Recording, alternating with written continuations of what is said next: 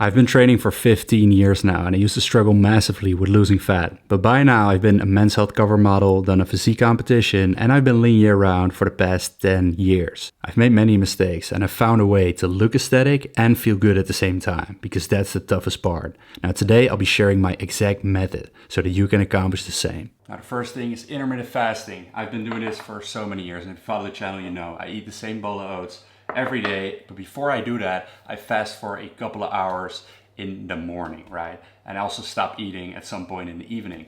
So I don't have a set time where I fast. It's not like I follow the 16-8 rule, which a lot of people do, so they have an eating window of 8 hours.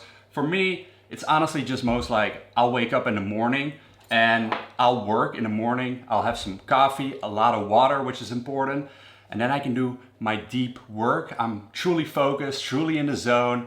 I don't have any spikes in my blood sugar, so I'm really able to focus mentally as well. And then I'll do some tests for the day, and afterwards, if I get really hungry, I'll start eating. And this is usually around 11 to 12 in the morning, but then sometimes when I'm dieting very strict, it'll be a bit later, maybe 2 in the afternoon. The whole concept is just don't eat right when you wake up. So I'll pretty much do this year round because it helps me with not overeating, always staying, within the calories to maintain my physique, maybe be in a slight caloric surplus. And then if I really want to gain more muscle or I'm at the end of a gaining phase, I'll actually stop doing intermittent fasting because it's also important to take breaks. And then once you start cutting again, all you have to do is introduce fasting back, and you don't have to change anything else about your diet. So you just change the first meal and then you will already lose weight. And that's actually kind of like a trick that I use, which makes it really simple to diet down after a period of gaining more muscle. And then next to all those benefits, it also helps with that increased focus in the morning. And that's actually one of the main reasons why I like it, because it really helps me with staying focused, productive, and therefore I'm actually able to do my best work while I'm fasted, to be honest. I just got my supplements in here in Spain. So this is one that I drink with my first meal, separate in a glass. It's not very tasteful, but it's very healthy. I do this instead of a multivitamin. Then I have omega-3, which is great. Has loads of benefits. I take this twice a day, 3 capsules. And then magnesium I'll take in the evening before sleeping. Creatine I'll have every day in my shake, 5 grams. Whey protein, as I just had in my oats. And then pre-workout I'll have on some workouts when I'm tired or want to go extra hard. Now there's a reason why I'm having this pre-workout today. And that's because Stan the Man is in the building. What's up? Which means I gotta outlift him as usual. That's why he's here, so we can have a friendly competition in the gym. For your confidence boost, but it's not gonna happen. I know, yesterday he killed me on some machines, so we're gonna see. But yeah, it's good that you're here, bro. Back. Yeah, man. In the sun. Oh man, in December. It's kind of strange, but how do you like it so far? Yeah, it's been amazing. Like just the chilled vibe over here compared to Netherlands, but enjoying it, man. Oh, yeah. Good choice. So training at the Real Club Padel, and I got a membership here and at a different gym as well. So you guys will see a lot of gyms in the videos. I really like this one, even though it's pretty crowded. If you go at the right time, it's all right. And they just have a lot of equipment, and they also have a lot of calisthenic stuff, which is what I like. The way that I like to train, guys, and the way that I've been able to stay lean and build muscle throughout all these years is a method called Powerbuilding. I would say that's one of the most important things I've been doing, and the reason why in the beginning I didn't really get results. I was copying a lot of pro bodybuilder routines. They do a lot of high reps, a lot of machines, but what actually works best if you want to gain muscle and if you train naturally and you're just starting out or you've plateaued at some point is actually picking those compound lifts where you can go heavy on. The reason pro bodybuilders don't do this, at some point you get too big, your muscles can grow faster and your ligaments and joints will adapt, obviously if you use steroids, and so it's smarter to do higher reps, machines, less risk of injury. But if you're starting out and you want to make those gains, which is what I did for many, many years, powerbuilding is great. So the way this concept works is that you start off with a compound lift and you do low reps. It doesn't have to be an actual powerlifting movements such as a deadlift, bench press, squat. It doesn't have to be those movements. So the way that I like to approach it is simply you keep that principle of low reps, but you do it on compound lifts that you actually want to make gains on. For me, for back, for example, to get those wide lats, I've been doing weighted pull-ups. That's honestly the reason my back became massive. It started growing. Before that, didn't really as much. And so for chest, I'll do incline bench press, for example. And then what you'll do later in the workout is go to higher reps. So first exercise today, I'll do the barbell row, which is what I'm focusing on now. So it's 3 to 5 reps. You don't want to go as low as real powerlifters, so not 1 to 3, because that'll only build strength. If you stay like 3 to 5, you'll also build muscle in the process, but you get freaking strong, and that will, you know, help you with making progress, making gains, also tracking your lifts. It's very difficult to make progress on machines compared to barbells. It's just so easy to write down and keep progressing every single week. So I would definitely recommend that. At some point, if you're more advanced, obviously you want to do more higher rep work. Also, if you get older, because the risk of injury will be higher. But I think in the first couple of years of training, if you're not having a body you want to have, power building is honestly what has got me there, and I believe it is the best way to train. So low reps, beginning of the workout, and then later in the workout, switch to higher reps, between 8 to 15.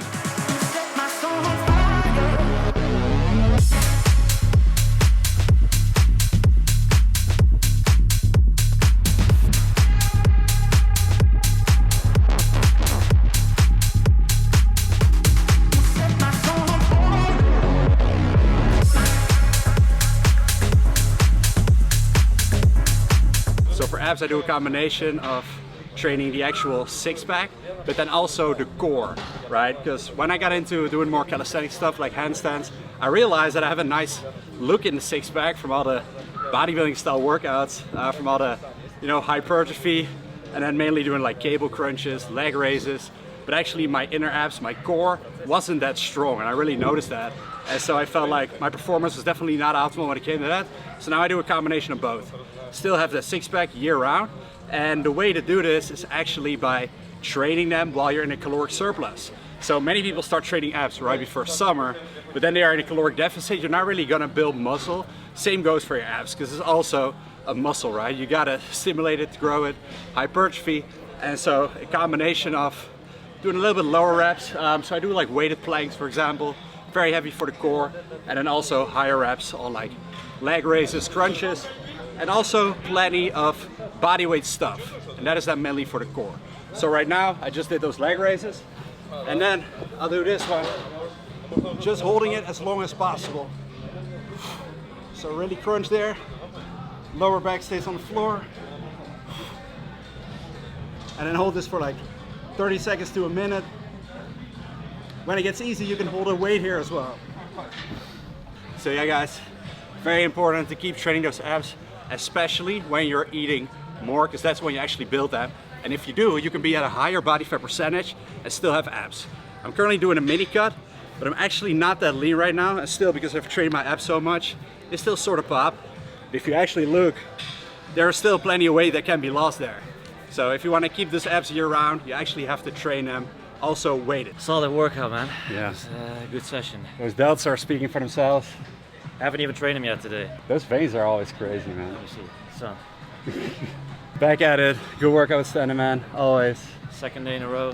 Oh yeah, now it's time for some food. Now the new year is approaching. This is always when I set new goals and plan out the year. And this time I'm gonna take you guys through that process in a free live webinar. I'm gonna teach you my exact blueprint. Okay, so the link will be in the description box down below. For my post-workout meal, having this paella. This is one that I just picked up at the grocery store. It's really nice. So I have some carbs before my workout and after my workout, together with protein.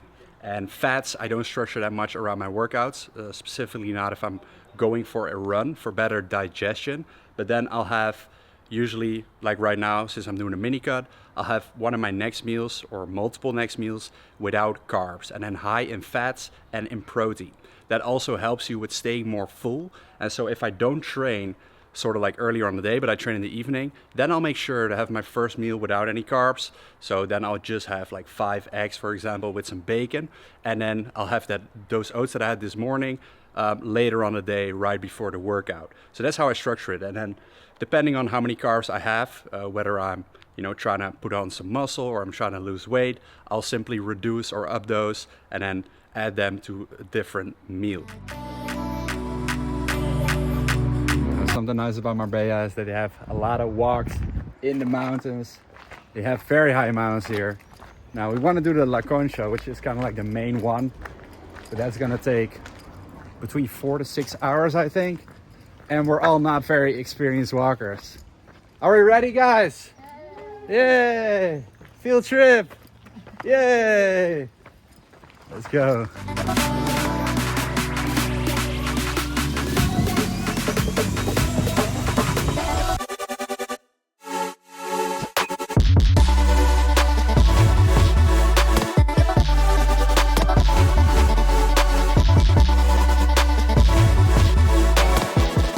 last video, I shared some reasons of why we moved to Marbella, Spain specifically. And there were more reasons that I didn't include in the video. One of them being the nature. Because if you look at my reasons, there's obviously something to say for, you know, nice gyms or good weather like the sun. They also have that in Dubai, for example. But Dubai is not a real place, right? And oh my God, this is amazing. We're going to the top here. It's not actually a real place. And this actually has, you know, obviously that culture, the history, but then also the beautiful nature, which is actually real, and mountains, which I love as well, because we don't have that in the Netherlands. Now look at this. Incredible views. It's quite a climb. Truly peaceful up here. No sounds. Incredible. All right, guys, we made it. Yay. Yes. How do you feel, man? Good. Ready for another one. 3 hours later, but it was yeah, it was more tough than we thought. You think about the amount of kilometers, but then there's also a lot of hills, a lot of climbing, a lot of loose rocks. Yeah, the legs are the legs are definitely fried. That's great. And guys, this is a great way to burn calories, and that's one of the things I do to stay lean year round. Now, I definitely don't do a hike every single week. This is one of the things I might actually start incorporating. So a lot of people think they have to do a lot of cardio in the gym, and that's really boring, or like, you know, an elliptical machine, etc. But instead, you can also do more fun things to burn calories, such as a hike. But also what I do, because I don't do hikes every week, what I've been doing all these 10 years is going for walks every single day. Just hitting the amount of steps is actually a major thing you can do. So you can eat more calories on a daily basis, and while just not having that idea of, you know, doing cardio endless hours, it just kind of sucks. And, you know, it also doesn't really necessarily like have a good influence on the mind, such as walking outside in the fresh air does. And it's harder when it's cold. So in the winter, it's always a bit more tough. Sorry, Stan, when you go back home, it's going to be more tough to get the steps in. This is winter here now, wow. But you agree, right, that steps are so important, and they're actually very underrated. People always think cardio, but just hitting steps is something I've always done back in the day to get lean. It's the easiest way. You can even like park your car further from work or something. You don't even have to like smart too. Yeah. Do like extra laps or something like that. Just minor twitches can already burn more calories, get more steps in. So, exactly, and then it doesn't feel like you have to put in all this effort, which cardio does kind of feel like that. And it's less harsh on the recovery as well. So get those steps in, peeps. We are going to walk back to the car, and then we're going to have a nice dinner tonight. What do you feel like? It's his last evening here. Yeah, some good meat. Maybe that sounds wrong, but...